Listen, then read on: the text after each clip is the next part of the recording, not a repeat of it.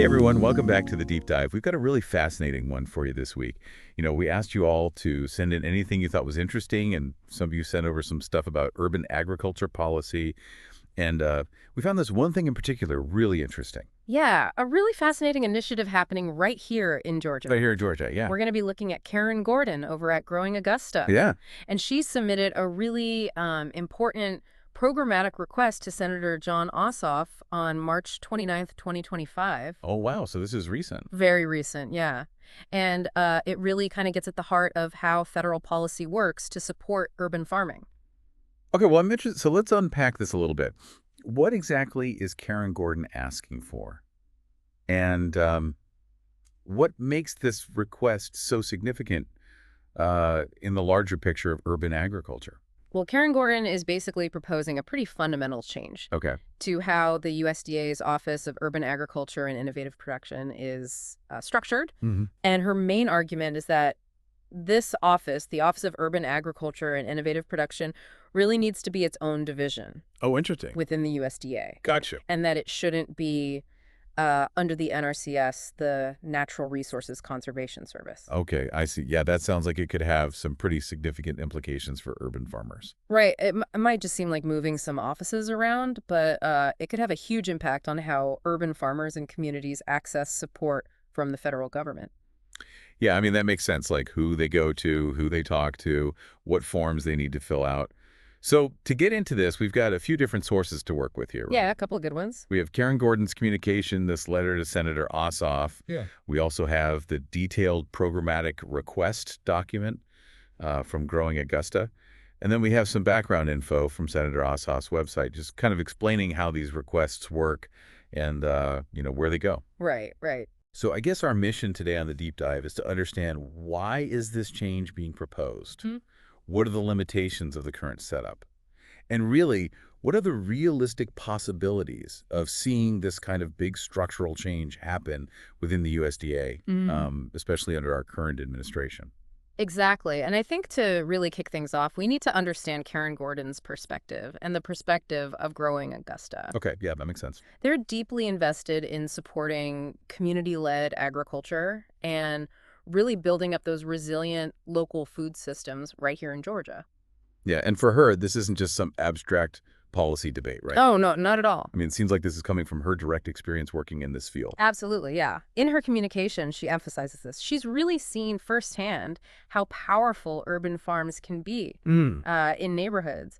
And she's seen how they can really improve access to fresh, healthy food, Yeah. how they can create really valuable opportunities for young people to get involved. Right. And then, of course, they stimulate local economic activity and even have an impact on the environmental health of urban areas. Yeah. It's really a holistic approach to thinking about what urban farms can do. Right. So she's seeing all this good stuff, all this positive change happening, Yeah. but she feels like, what we have at the federal level doesn't completely support this movement. Yeah. So it's like she's seeing the potential, but also seeing how things could be even better if the federal support was better structured or something. Exactly, yeah. And her main point, which she states clearly in her request, is that federal policy needs to catch up to what's happening on the ground. Yeah. It needs to reflect and support all this innovation that's happening in the urban agriculture movement. Yeah. Okay. I mean, I'm following the logic here. Yeah. So let's get into the nitty-gritty of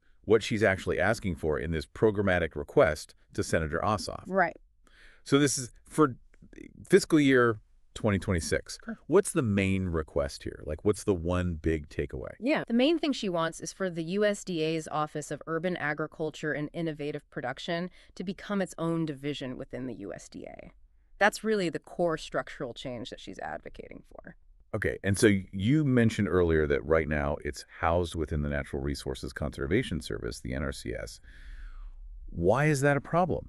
Like, what are the limitations of having it there for, the people who are trying to do this work in urban agriculture? Yeah, this is a really, really important point. Karen Gordon points out that the NRCS was created to support rural landowners, to put conservation practices in place on really large farms and agricultural lands. Right. Yeah. Their whole structure, their expertise, all their programs are designed for that rural context. Okay, I see.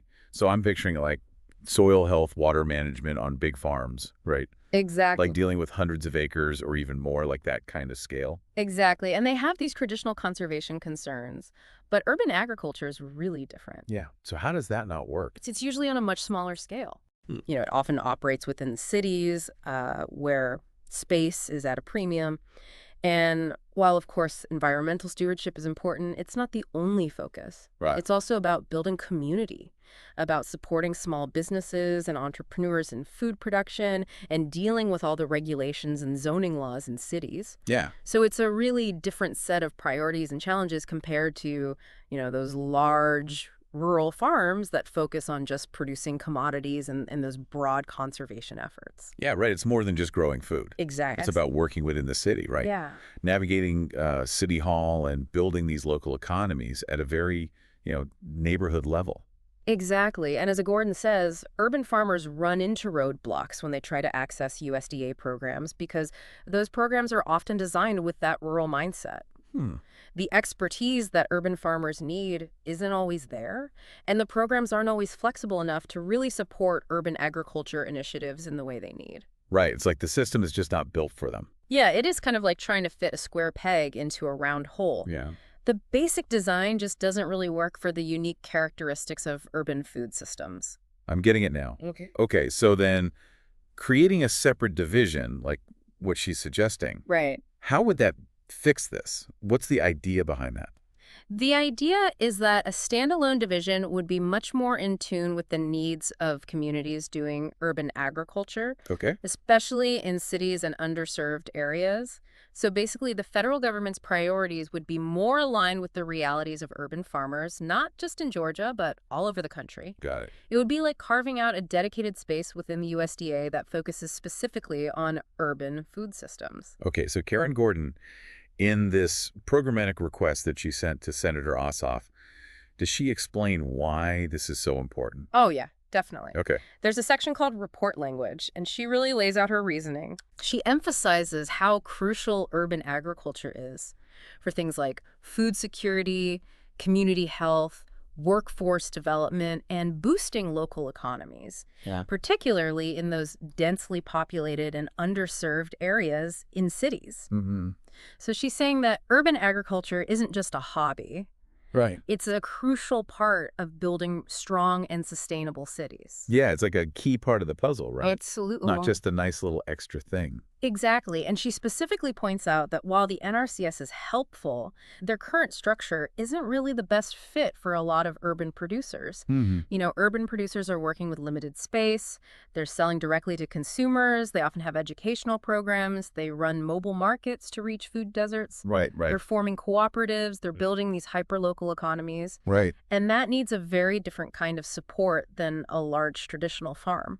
Yeah, that makes sense. It's almost like a different sector, Exactly. It's not really conventional agriculture. Right. It's something else. Yeah. And she points out that people working in urban agriculture are frustrated because a lot of the USDA programs just aren't designed for their needs. Yeah. They're designed for rural areas and often lack that urban-specific knowledge. Okay, so she's not saying that the NRCS is doing a bad job. Right. It's just that they're focusing on something else. Exactly. Their mission and expertise just lie in a different area. Right. Urban agriculture needs its own dedicated space within the government. Its own thing, yeah. Yeah, exactly. Okay, so she suggests a standalone division. Right. How would that work in practice? Well, to make this new division work, she urges the USDA to create a leadership team specifically for urban agriculture. Okay. They need their own funding streams for urban initiatives, and they need technical assistance that's tailored to urban needs. Okay, so like specific things that urban farms need help with. Right? Like, figuring out land access in cities, dealing with zoning laws, helping them do rooftop or container farming, promoting food sovereignty, and giving them business development training that's relevant to urban food businesses. Yeah. It's a pretty detailed plan. Okay, so it sounds like she's really thought this through. It's not just a vague idea. Oh, yeah, absolutely. She goes even further. She wants the USDA to give updates on their progress. how they're getting input from people in urban agriculture, what the staffing would look like, and how they'd work with the Urban Agriculture Advisory Committee. Okay, so like accountability built in, right? Exactly. And finally, she stresses how important it is to reach out to underserved communities. Yeah. Partnering with community organizations to make sure that everyone has access to resources for urban agriculture. Yeah. So equity is really at the center of her request. Yeah, that's a really good point. So this isn't just about Washington making changes. Right. It's about getting resources and support to the people who are doing the work in urban communities. Exactly. And if this happens, it could have a huge impact in Georgia. Yeah. I mean, we are in Georgia. Yeah, right. So how would this affect Georgia? Think about all the mobile farmers markets, the small growers, the school gardens, and all the innovative food businesses that are popping up in our cities. Yeah. This could help them all. So you mentioned a few specific cities, right? Yeah, well, obviously Augusta, because that's where Karen Gordon is from. Right, right. But also Atlanta, Macon, and Columbus. These cities, like a lot of others, have a growing urban agriculture scene. Yeah. Elevating the USDA office could mean that they get better support, more targeted assistance, programs that help them deal with the challenges of finding land in urban areas, and better access to funding. Okay, so more direct support, better tailored to what they need. Exactly. All right. All right, well, so far, this all sounds pretty positive, like a lot of potential benefits. Yeah. But let's be real. We've got to talk about the practicality here. How likely is it that this kind of big change could actually happen in the USDA, especially with the current administration? I mean, we're talking about changing a major federal agency. Yeah, that's the million-dollar question. Right. So let's think about Senator Ossoff's role in all this. Okay. And how this appropriations process actually works. Right, yeah. As a member of Congress, Senator Ossoff can push for funding priorities and policy changes through these programmatic requests. And his office clearly said that they were accepting fiscal year 2026 non-defense programmatic requests until April 11th. Right. And Karen Gordon sent hers in on March 29th, which is well within that window. Okay, so that's good. It's in the system. It's in the system, yeah. Now, the interesting thing is that her request is mostly about what they call report language. Yeah, you mentioned that before, like she's not asking for a specific amount of money. Right. She's basically urging the USDA to do these things, to make these changes. Right. And that might actually make it easier to get through the appropriations process. How so? Well, because it's not about directly competing for a limited pool of money. It's about influencing how the agency operates. But of course, it still needs to get support from the relevant committees in Congress, and it needs to align with their overall agenda to make it into the final budget. Right, right. So there are still some hurdles to overcome, even if it is a clever strategy. Oh, for sure. I mean, the appropriations process is complicated. There are lots of moving parts, especially when you're talking about a big agency like the USDA. Yeah. You need strong support from those key committees, and this request has to really fit with the overall legislative agenda and the political climate surrounding agriculture policy. Okay, so let's talk about the current administration for a second. Okay. We all know who's in charge right now. So what are their priorities, and do they align with this kind of change at the USDA? Well, looking at their public statements, the current administration seems to be really focused on supporting local and regional food systems, making sure everyone has access to healthy food, and boosting local economies. And Karen Gordon's request, this idea of making the USDA more responsive to urban agriculture, especially in underserved areas, could definitely fit in with those goals. Yeah. This idea of empowering communities to produce their own food, to build stronger local food systems, that seems to be something they care about. Right. So there's some potential overlap there. Yeah, I see that. But what about arguments against this? Right. I mean, we have to be realistic. There are always different viewpoints and competing priorities within any large government agency. Yeah. Some might say that keeping things the way they are is more efficient, or that resources are already allocated in a certain way. Right, right. And other agricultural priorities, especially those focused on large-scale farming, might be higher up on the list. Yeah. So it's complicated, with a lot of different groups vying for attention and resources. Okay, so it's not a done deal by any means. No, but getting this request to Senator Ossoff is definitely a big first step. Yeah. Now it's all about navigating that congressional appropriations process. Whether it's successful or not depends on a whole bunch of factors. The level of support it gets in Congress, how well it fits with their agenda, and just the overall political climate around agricultural policy. All right, so to wrap up here, Karen Gordon from Growing Augusta makes a strong argument that the USDA needs to up its game when it comes to supporting urban agriculture. Yeah. The way things are structured now, with the Office of Urban Agriculture under the NRCS, just doesn't cut it for the unique needs of urban food systems. Right. These are often focused on community development, economic empowerment, and navigating the challenges of cities. Right. Her request to Senator Ossoff for a standalone USDA division is a pretty smart move to try and change things It really is. and make the federal government more effective in supporting this growing movement.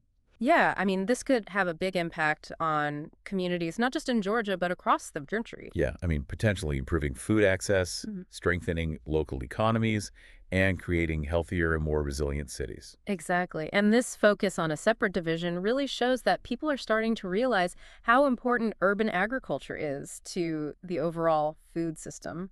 Yeah, that's a really great point. And, this whole conversation about potential changes at the federal level kind of makes me think, what other structural changes might be needed in other agencies Right. to better serve specific community needs? We've all got things in our own communities that could benefit from some changes in how the government operates. Absolutely. It really makes you think about the connection between policy decisions in Washington and how those policies affect people on the ground. Yeah, right. Because sometimes making a big change in how things are organized can be the key to making a real difference. That's a really great point to end on. So for all of you listening out there, what do you think? Are there any changes you'd like to see in how the government supports your community? Let us know. Thanks for tuning in to The Deep Dive. See you next time.